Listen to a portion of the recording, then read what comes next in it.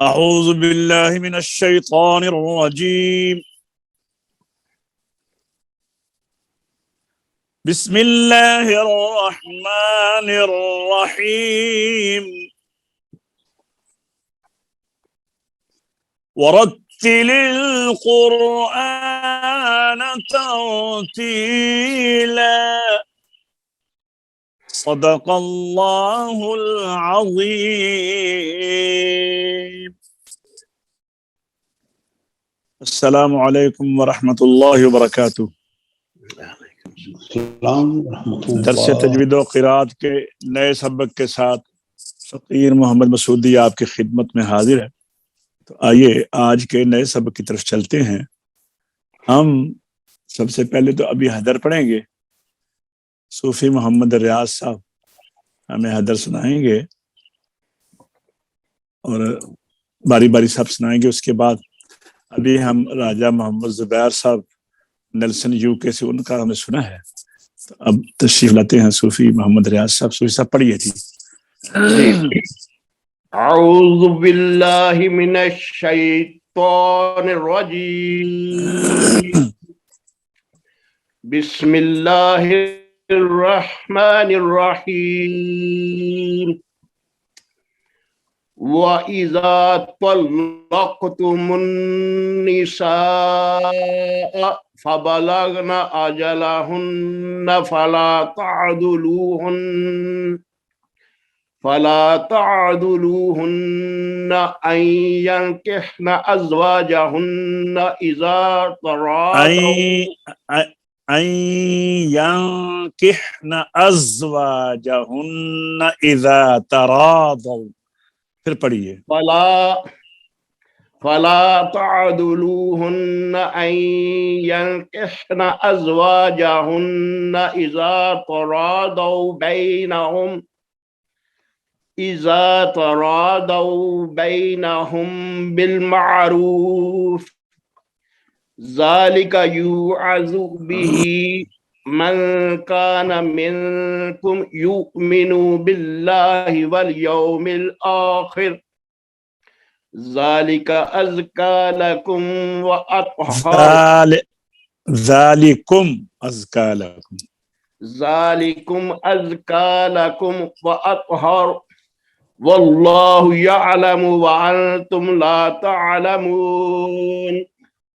والوالدات يرضعن أولادهن حولين كاملين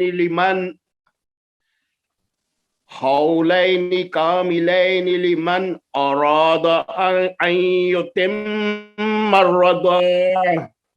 وعلى المولود له رزقهن وكسوتهن بالمعروف. لا تكلف نفس إلا وسعها. لا تضار والدة بولدها ولا مولود له بولده. وعلى الوارث مثل ذلك. فإن أرادا فصالا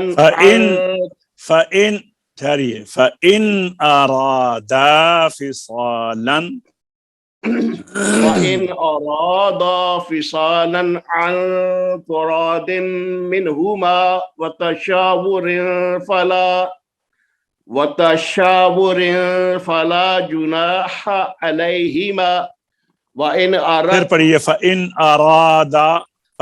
أرادا پھر اوپر سے پڑھیے. فإن أرادا فصالا عن تراض منهما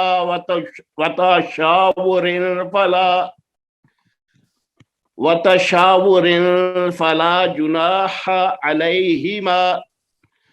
وإن أردتم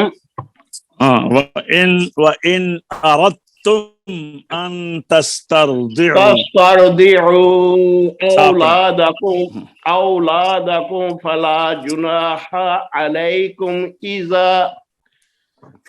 جناح عليكم إذا سلمتم ما آتيتم بالمعروف. واتقوا الله واعلموا أن الله بما تعملون بصير والذين يتوفون منكم ويذرون أزواجا يتربصن بأنفسهن 4 أشهر وعشرا وَيَذَرُونَ ٹھہریے وَيَذَرُونَ میں ذال ہے اور ازواجن میں زا ہے، دونوں میں فرق واضح کیجیے نا. زا میں صفت صفیر ہے، وَيَذَرُونَ والذین یتوفون سے پڑھیں والذین یتوفون منکم ویذرون ازواجا یتربصن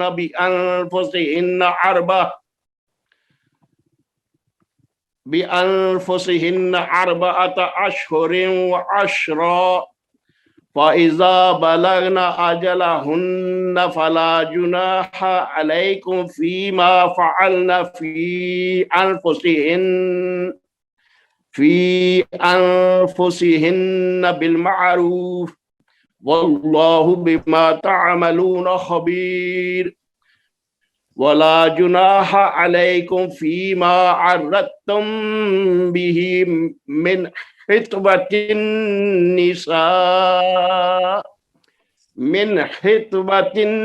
النساء أو أكننتم في أنفسكم علم الله أنكم ستذكرونهن ولكن لا تواعدوهن سرا إلا أن تقولوا قولا معروفا ولا تعزموا عقدة النكاح حتى يبلغ الكتاب أجله واعلموا أن الله يعلم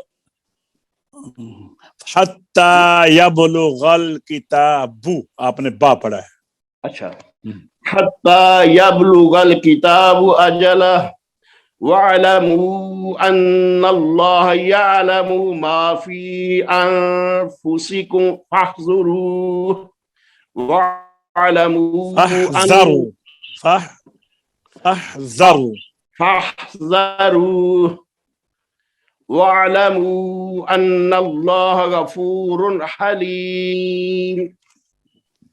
آئیے اب میں آپ کو یہ میں بھی سناتا ہوں تاکہ دیکھیے جی.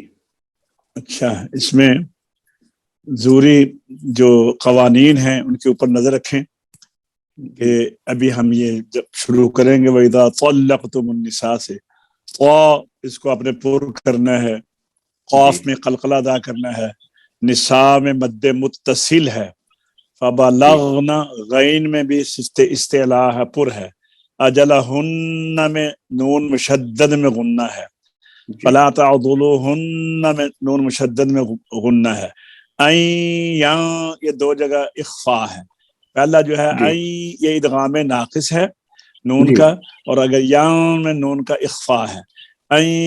ینکحنا یہاں پر صرف تصویر ہوگی، ازواجہن نون مشدد میں، اذا را پر ہوگی، اذا تراضوا بینہم میں میم میں اخفاء شفوی ہے، بینہم بالمعروف ذالک یوعظ بہ من کان میں اخفاء، منکم میں اخفاء، یؤمن باللہ والیوم الآخر. را پر ہم نے وقف کیا، اس کا ما قبل خا کے نیچے کسرہ ہے، را باریک ہوگی. ذالکم ازکا لکم، ذال میں نرمی ہے، زا میں آگے صفت صغیر ہے، سختی سے پڑھی جائے گی.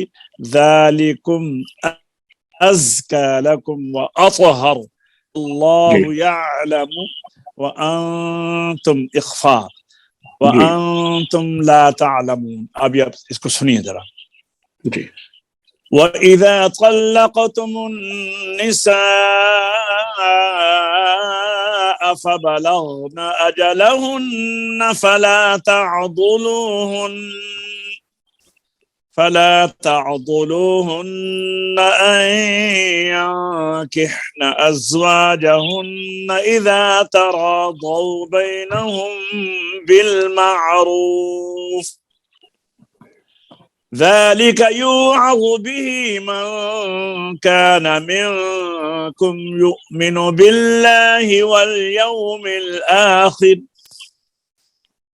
ذلكم أزكى لكم وأطهر والله يعلم وأنتم لا تعلمون. माशाल्लाह। इसी तरह अब अगले पेज पे देखें, हम जो ज़रूरी कवानीन है आपको बताता हूँ। वलवालिदातु युरदिअन, या पेश रा, युर रापुर है, माक़ाबल मज़मूम है, ज़म्मा है। औलादहुन नून मुशद्दद है तो यहाँ पे गुन्ना होगा।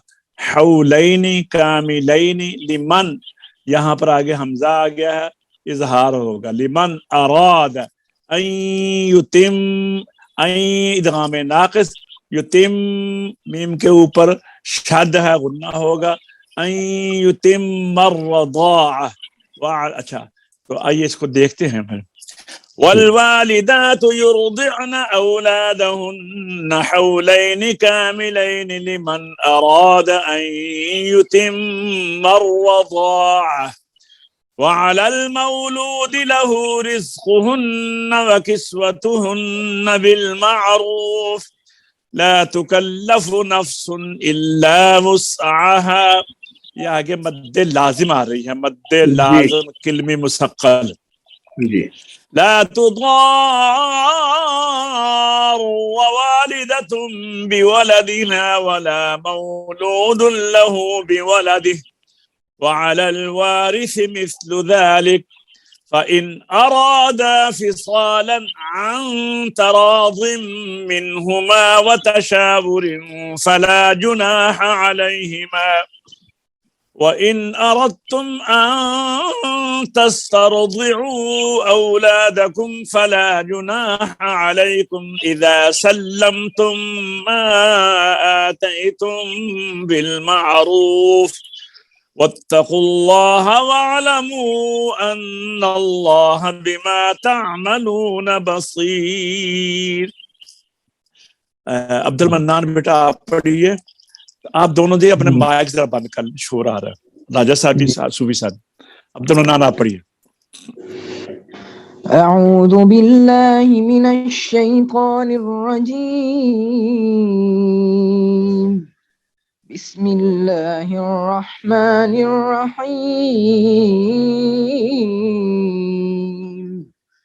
वइज़ा तल्लक़तुमुन निसाअ फबलग़न अजलहुन्न फला तअज़ुलूहुन्न अन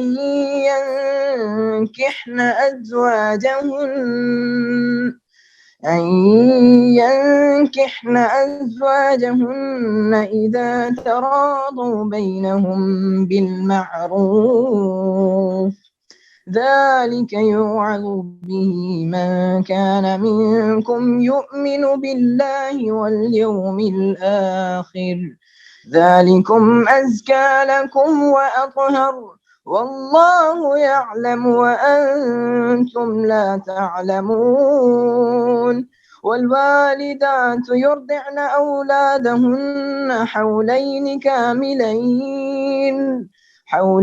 كاملين لمن أراد أن يتم الرضاعة وعلى المولود له رزقهن وكسوتهن بالمعروف لا تكلف نفس إلا وسعها لا تضار والدة بولدها ولا مولود له بولده وعلى الوارث مثل ذلك فإن أرادا فصالا عن تراض منهما وتشاور فلا جناح عليهما وإن أردتم أن تسترضعوا أولادكم فلا جناح عليكم إذا سلمتم ما آتيتم بالمعروف واتقوا الله واعلموا أن الله بما تعملون بصير. والذين يتوفون منكم ويذرون أزواجا يتربصن بأنفسهن 4 أشهر وعشرا فإذا بلغن أجلهن فلا جناح عليكم فيما فعلن في أنفسهن بالمعروف والله بما تعملون خبير. ولا جناح عليكم فيما عرضتم به من خطبة النساء أو أكننتم في أنفسكم علم الله أنكم ستذكرونهن ولكن لا تواعدوهن سرا إلا أن تقولوا قولا معروفا ولا تعزموا عقدة النكاح حتى يبلغ الكتاب أجله واعلموا أن الله يعلم ما في أنفسكم فاحذروه واعلموا أن الله غفور حليم.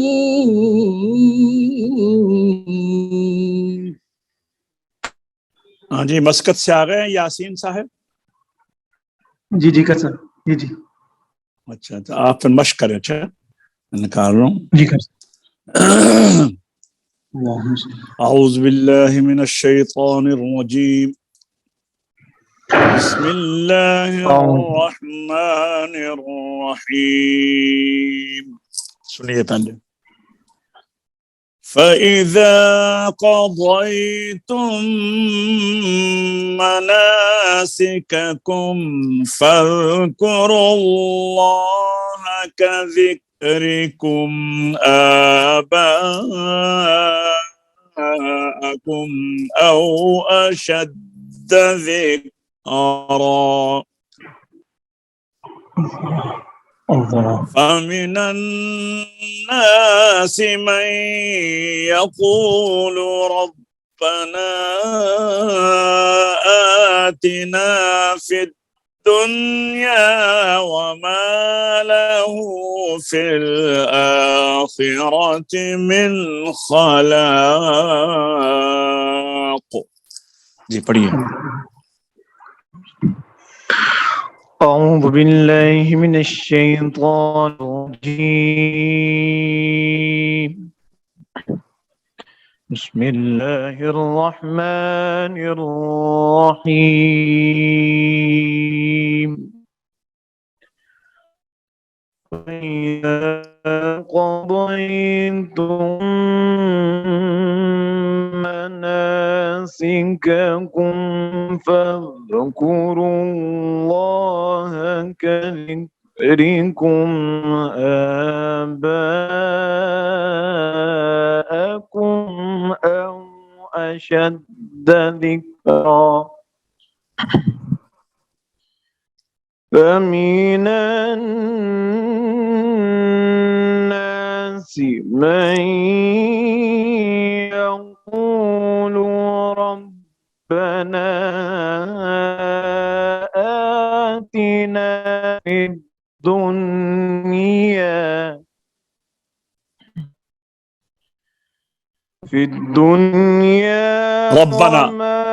रब्बना नहीं, रब्बना से लेंगे ना, रब्बना आतिना फिद दुनिया। रब्बना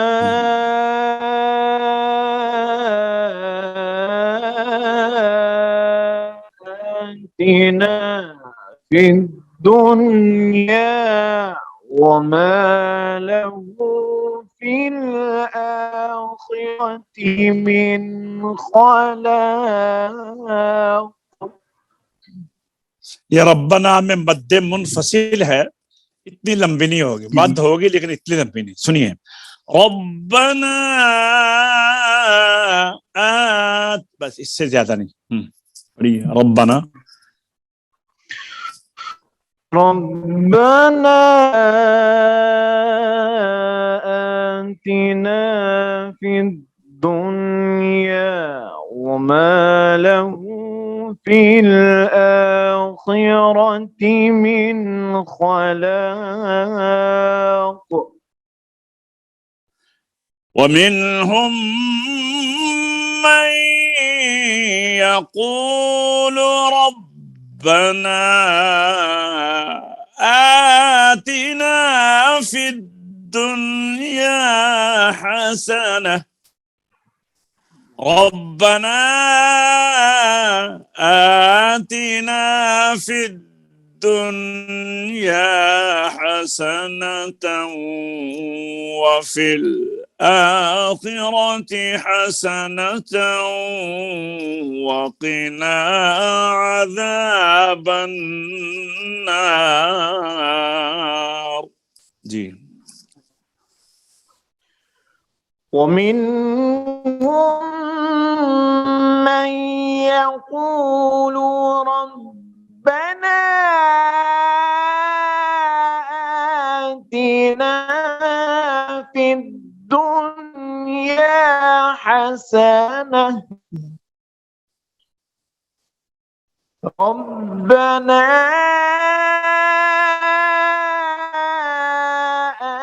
آتنا في الدنيا حسنة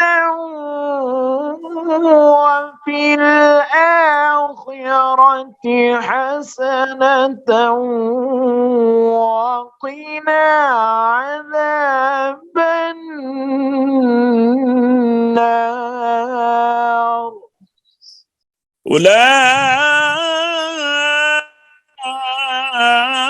أولئك لهم نصيب مما كسبوا والله سريع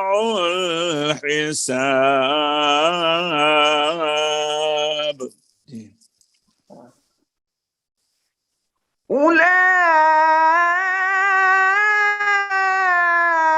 أولئك لهم نصيب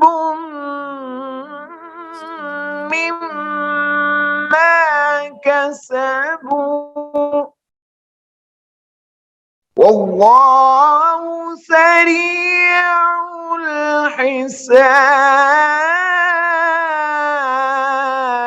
الحساب.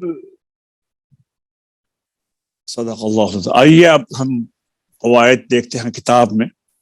آج ہم پڑھیں گے نواں لمحہ، اور یہ ہے میم ساکن اور مشدد کے قاعدوں میں.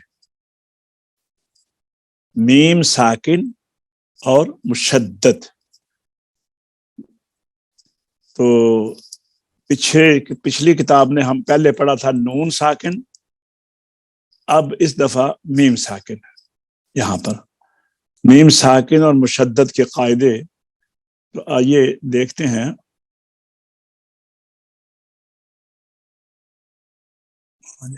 قاعدہ نمبر 1، میم اگر مشدد ہو تو اس میں غنہ ضروری ہے، اور غنہ کہتے ہیں ناک میں آواز لے جانے کو. جیسے لمہ، ہمارے ہاں آپ جانتے ہیں نا لوگ گنگناتے ہیں، یعنی منہ تو بند ہوتا ہے لیکن ناک میں سے کوئی راگ وغیرہ نکالنا، اس کو کہنا فلاں بندہ گنگنا رہا تھا. ہمارے کہتے ہیں گنگنا، عربی میں کہتے ہیں غنہ. فرق یہ ہے، ہمارے کہتے ہیں گنگنا، عربی میں کہتے ہیں غنہ. منہ کو بند کر کے یا زبان کو مخرج میں لگا کر نون میں اور میم میں، نون میں تو زبان مخرج میں لگے گی اور میم میں دونوں ہونٹ بند کر کے آواز جو ہے وہ ناک میں چلی جائے گی. جیسے لم یہ ہے گنگناہٹ، اس کو عربی میں غنہ کہتے ہیں۔ راجہ صاحب ذرا آپ پڑھیے قاعدہ نمبر 1۔ جی بسم اللہ۔ قاعدہ نمبر 1، میم اگر مشدد ہو تو اس میں غنہ ضروری ہے، اور غنہ کہتے ہیں ناک میں آواز لے جانے کو، جیسے لما، اور اس حالت میں اس کو حروف غنہ کہتے ہیں، حرف غنہ۔ حرف غنہ، اور اس کی جو لمبائی ہے، مقدار ہے، وہ 1 الف ہے، جو ہمارے مد اصلی کے برابر ہوتی ہے، 1 الف، ٹھیک ہے نا؟ تو یہ میم مشدد کا، اور اس میں جب بھی آپ غنہ ادا کریں، راجہ صاحب آپ کو نہیں کہہ رہا، بچوں کے لیے ہے یہ بات، کہ وہ پھر اس میں آواز کو ذرا نا اس میں ردم پیدا کریں، مثلا لم دیکھیں یہ بھی تو ہم نے غنہ تو ایسے بھی کیا ہے لما، لیکن اس میں ردم نہیں ہے، لہجہ نہیں ہے، لیکن اگر ہم ناک میں آواز لے جائیں گے تو یہی جگہ ہوتی ہے خوبصورتی کے لیے، لما یہ بھی غنہ ہے، لیکن اس میں یہ ہے کہ غنہ بھی ادا ہو گیا اور اس کے ساتھ حسن بھی پیدا ہو گیا ہے۔ تو غنہ کہتے ہیں ناک میں آواز لے جانے کو۔ اب آئے گئے آگے فائدہ، صوفی صاحب ذرا آپ پڑھیے فائدہ۔ جی فائدہ، غنہ کی مقدار 1 الف ہے، اور الف کی مقدار دریافت کرنے کا آسان طریقہ یہ ہے کہ کھلی ہوئی انگلی کو بند کر لے یا بند انگلی کو کھول لے، اور یہ محض ایک اندازہ ہے، باقی اصل دار و مدار استاد و مشاخ کے سننے پر ہے۔ ہاں یہ ہم سے آپ سیکھیں گے نا، ہم استاد مشاق ہیں۔ اچھا سنیے، الف نہیں ہے، آپ الف کہا ہے، الف کہنا، غنہ کی مقدار 1 الف ہے۔ اچھا میں آپ کو بتاؤں، یہ جو پرانے اساتذہ تھے نا، اکثر نابینا بھی ہوتے تھے نا، بہت بڑی خدمت کرتے تھے، باوجود کہ بصارت نہیں ہوتی تھی، لیکن اللہ نے ان کو بصیرت کا وافر خزینہ عطا فرمایا ہوتا تھا۔